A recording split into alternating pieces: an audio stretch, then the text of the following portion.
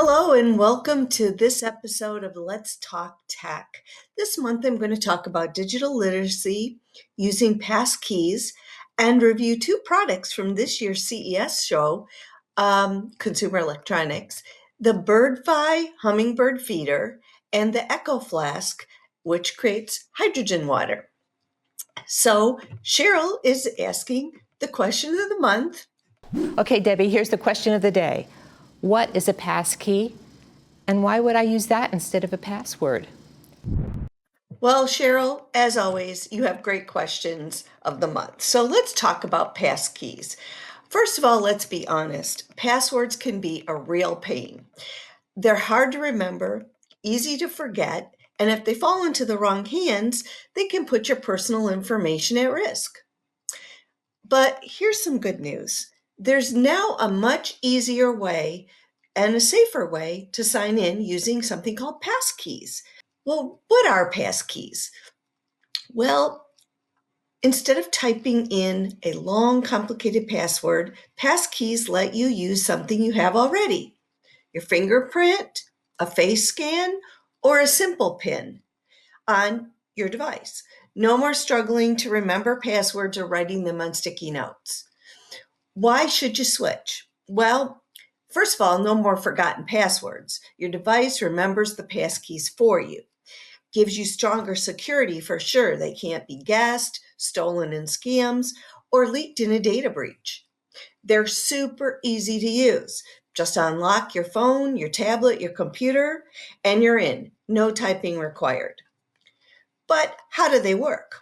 Well, when you create a passkey, your device securely generates two parts: a private key, which stays safely on your device and is never shared, and a public key. This is sent to the website or app you're signing into. When you log in, the website checks with your device to make sure it's really you. So it's your fingerprint, that face scan, or the PIN to confirm your identity. And just like that, you're signed in securely. What I really like about that is that even when I go into my other accounts where I have passwords stored, my computer knows that it's going to ask me for the PIN, my private PIN, before it lets me add in the saved password and login, which is an even nicer level and easier way of support than you have normally. So where can you use these passkeys? Well, as I just mentioned, on my own computer, which is a Windows PC, I use it there, but you can use it on Google, Apple, Microsoft, Amazon, Target, and Best Buy. They all support passkeys and more if you're joining them. And then also on your phone, you can use your passkeys there, and it'll ask you, like, for example, on an iPhone, it says Face ID. So the Face ID looks at you. It's funny because if I have a hat on or I don't have my hair done, it doesn't always recognize me, and then it makes me put in my passcode. So always, this is just, even though it's easier in the beginning and it's easier in general, it is an extra layer of support that we didn't have before. So making sure that you switch your most important accounts like your email, your banking, your shopping, that can all, using passkeys, make things a lot easier and safer. Well, you're going to say, Debbie, what happens if you lose your device? Well, the passkeys are backed up in the cloud, like iCloud Keychain or Google Password Manager, and you can easily recover them on a new device. You can also set up a backup method, like using a second device or even a hardware security key. If you feel uncomfortable, I would suggest that you do get that hardware security key. You attach the passcode to it and it plugs into your USB on your device. So are you ready to make the switch yet? Well, passkeys make online life easier, safer, stress-free.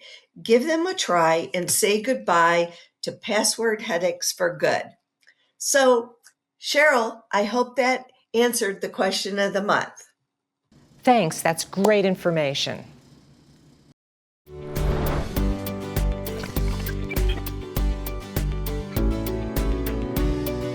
What is digital literacy? Digital literacy refers to the ability to use technology effectively, safely, and confidently in today's digital world.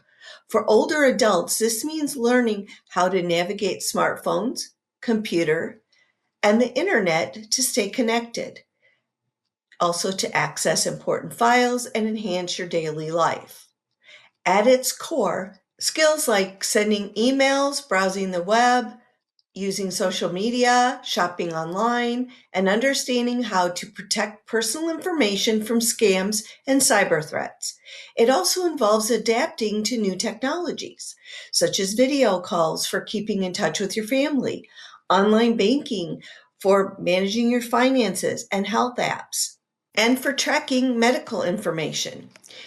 Here's a view on the screen of the levels of digital literacy. Take a moment and see where you are. Well, what is level one digital literacy? Well, that's turning on and off a computer and a smartphone or a tablet. So if you're watching me now, you probably can do that. It's also using a touch screen, a mouse, a keyboard.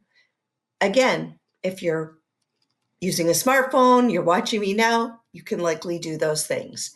Sending and receiving emails, browsing the internet safely, understanding basic online safety, such as recognizing suspicious links. Those are all level one. Level two is what we call intermediate digital literacy. That's using video calls such as Zoom, FaceTime, Google Meet, WhatsApp. It's also creating and managing your social media accounts. So if you have a Facebook or Instagram or any of those tools, that would be part of level two. Additionally, you can include online shopping and banking safely, and installing your own apps or updating your own software, managing your files and cloud storage. Those are all level two. Level three proficient digital literacy is adjusting your device settings for accessibility and security, managing multiple online accounts and your password securely, or if you listen to my passkeys, your passkeys safely. It's also using advanced email features such as filters, attachments, folders to organize. And also, it is understanding data privacy and protecting your personal information using navigation apps such as Google Maps, Apple Maps, Waze, travel booking sites, things like TripIt.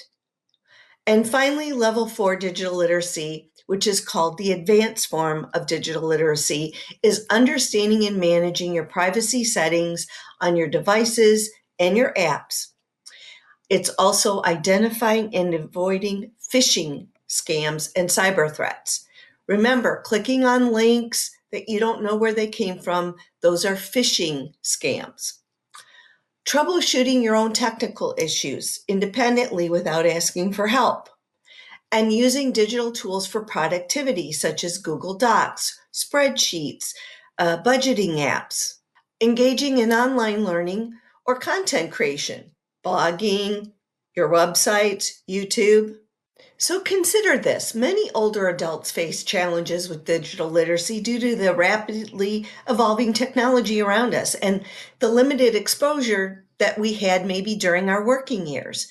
However, with patience, practice, and the right guidance, you can gain the confidence to embrace these tools. Digital literacy empowers you to maintain independence, stay socially engage and access a wealth of knowledge and services at your fingertips. So whether it's learning how to use your smartphone, setting up a secure password or passkey or passphrase, or recognizing online scams, digital literacy is an essential skill that enhances our quality of life as we age in this increasingly digital world. So, of course, I'm always going to tell you how to educate yourself. And there are several options to do this. One is Get Set Up, which is online. I am a big advocate of Senior Planet from AARP, which offers daily programming and numerous online groups.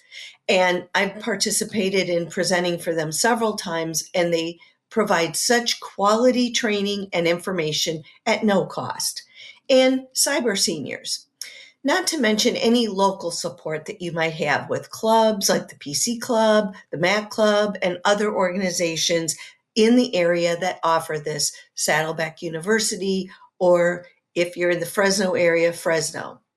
Just remember, improving your digital literacy is just a click away.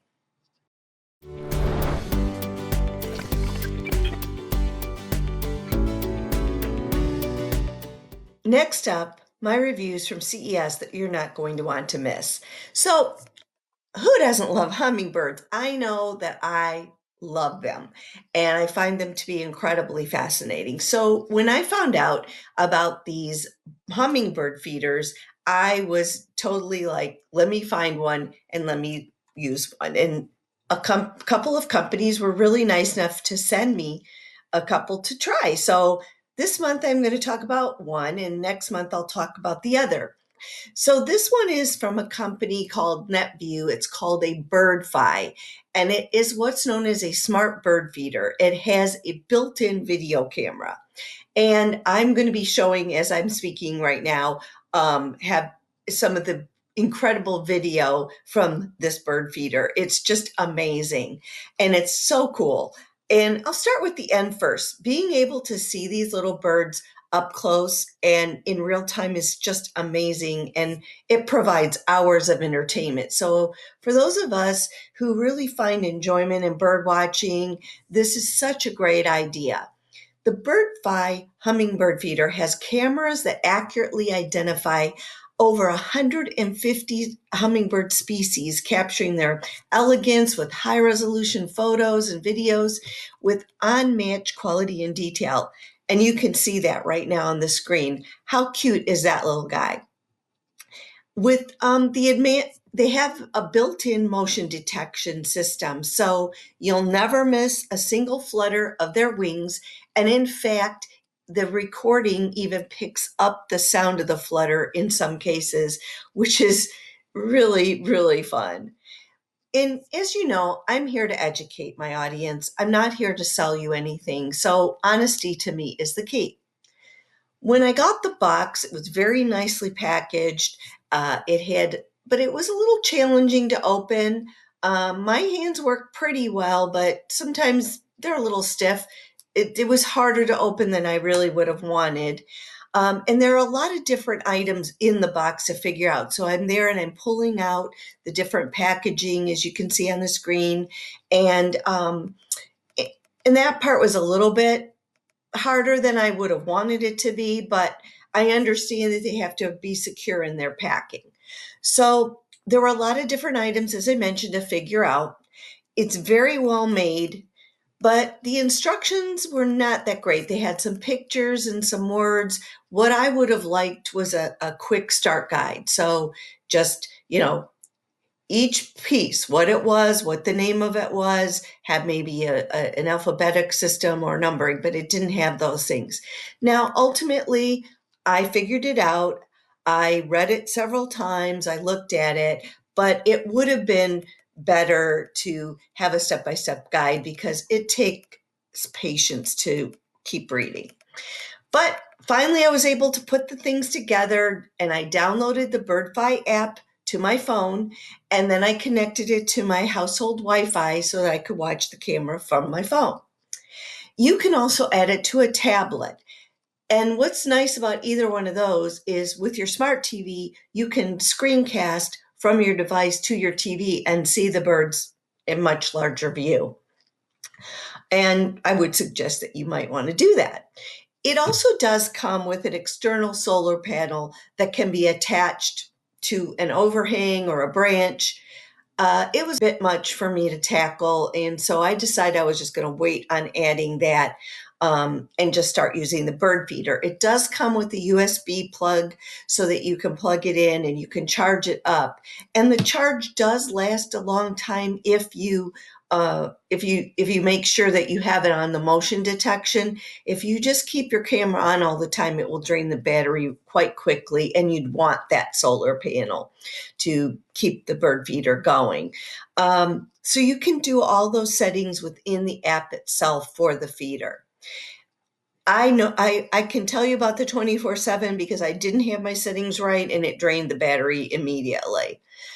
I do want to say that sometimes the wind will start the camera, but the camera only records for 24 seconds. So if it does have motion, it'll record and it'll shut off, just like it does with the birds. So keep that also in mind. On the screen again, here's some more bird video. The app itself has a ton of functionality, and you want to make sure that you have time to spend looking at all the different settings, looking at their website, looking at all the different things that they offer, because you can actually stream your bird feeder into their website, which is pretty cool. A lot of people do that, which is fun. And again, there's the online community there that has these videos. If you do love birds like I do, it provides a lot of entertainment for me. And I can sit there and watch them. If I'm at my desk, I can pick up my phone and I can look at the app and see what happened, and it'll tell me what type of bird it was. It's kind of funny because they have one, it's called Anna's hummingbird. And I was like, well, who called it Anna? But that's just somebody how it had been named in their bird species. And then there's another name, and then it said ruby-throated hummingbird. And it was funny because it actually was the sun hitting the red part of the hummingbird feeder and reflecting off of the bird's neck. So that was pretty cool. They do range from about $120 to $220 depending on what options you get. They also have a seed bird feeder, so you can get all types of birds. There is going to be a discount code shared at the end, but it's only going to be good till the end of the month in April. But they have a lot of different sales on their websites. Personally, I think $120 investment for something that brings hours of enjoyment is a reasonable cost. And earlier I mentioned that I'm going to be reviewing a different bird feeder that works on the same premise from a different company in my May episode.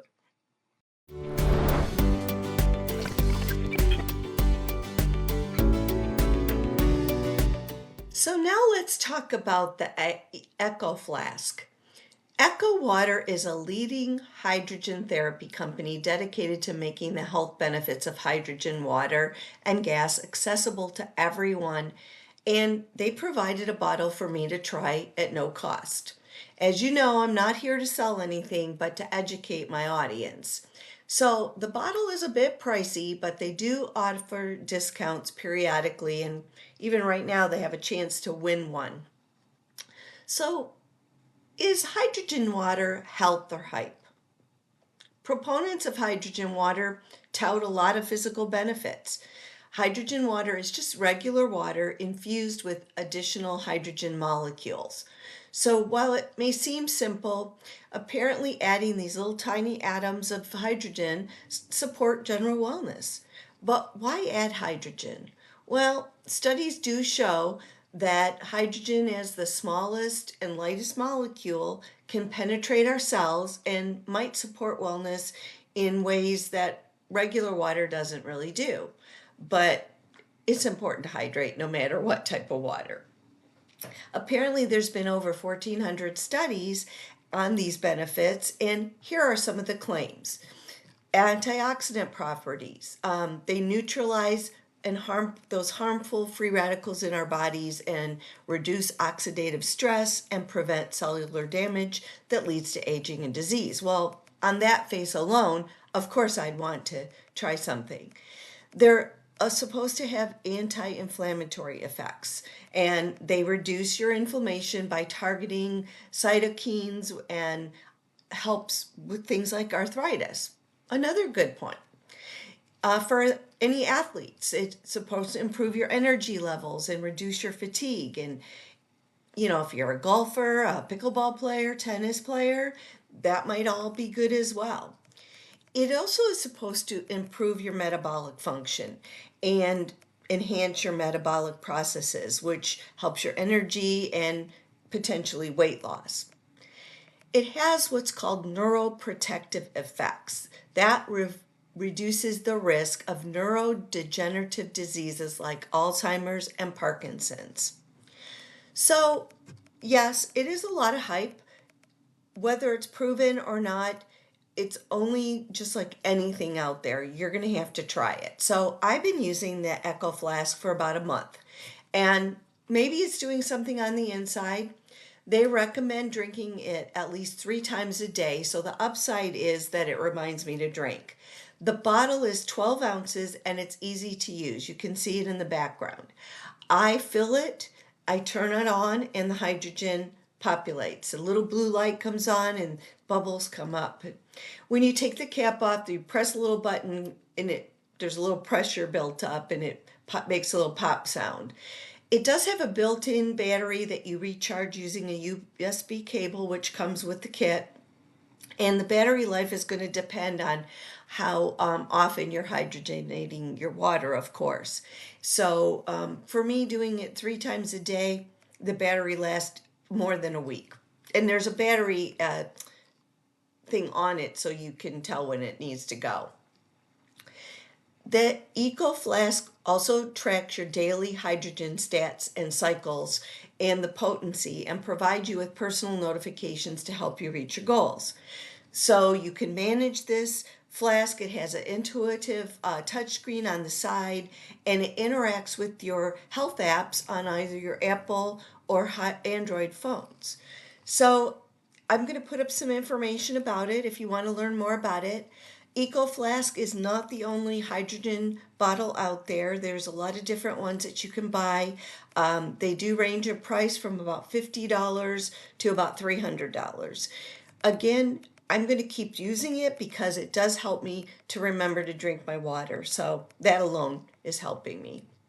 So again, thank you so much for tuning in today and watching my show, Let's Talk Tech with Debbie. If you have any questions, please feel free to email me. I'm always happy to answer your questions. I do get questions in my email and I promptly answer them, so I do appreciate that.